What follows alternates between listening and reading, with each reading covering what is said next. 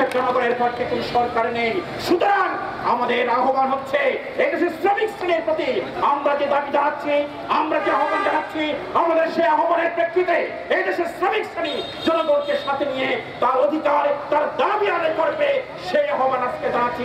বন্ধুগণ, আজকের এই অধিকার আন্দোলনের সমাবেশ থেকে আমরা শুধু গার্মেন্টস শ্রমিক না, আমাদের সমস্ত ধরনের যারা যেসব শ্রমিকরা আজকে লড়াইয়ে রয়েছে, আমাদের হোটেল শ্রমিকরা গত মে মাসে তার গ্যাজেট হয়েছে, এখনো পর্যন্ত বাস্তবায়ন করা হয়নি।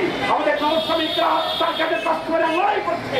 আমাদের পরিবহন শ্রমিকরা, আমাদের নির্মাণ শ্রমিকরা, আমাদের শ্রমিক শ্রমিকরা, বাংলাদেশের যত প্রকারের শ্রমিক শ্রেণী রয়েছে, কেউ এই বসে বসে তার মজুরি বৃদ্ধিকে সুসংহতভাবে রক্ষা করতে পারছে না, তাকে লড়াইয়ের মাঠে রয়েছে।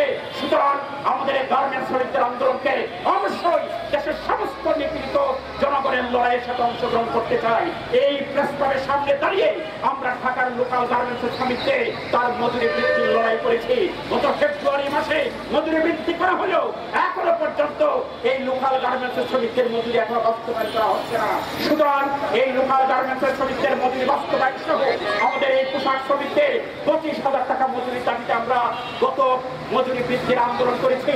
এই বছর আমরা 30,000 টাকা মজুরির দাবিতে ইতিমধ্যে বিভিন্ন জায়গায় লড়াইয়ের শ্রমিকরা মাঠে নেমেছে।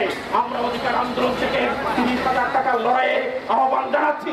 সংগ্রামী সাথী বন্ধুগণ, আগামীতে এই শ্রমিক শ্রেণী মজুরি বৃদ্ধির আন্দোলন, শ্রমিকের কর্মক্ষেত্র নিরাপত্তা, শ্রমিকের জন্য গণতান্ত্রিক আইন প্রণয়ন সহ আগামী দিনে শ্রমিক শ্রেণীর যে লড়াই, সেই লড়াই শুধু শ্রমিক শ্রেণী অর্থনৈতিক সংগ্রামের মধ্যে সীমাবদ্ধ থাকবে না। অবশ্যই এই লড়াইকে এই রাষ্ট্র বদলের, এই সমাজ বদলের, এই সরকার বদলের লড়াইয়ের সাথে একত্রিত হওয়ার উদাত্ত আহ্বান জানিয়ে আজকের অধিকার আন্দোলনের সমাবেশ এখানে সমাপ্তি ঘোষণা করছি।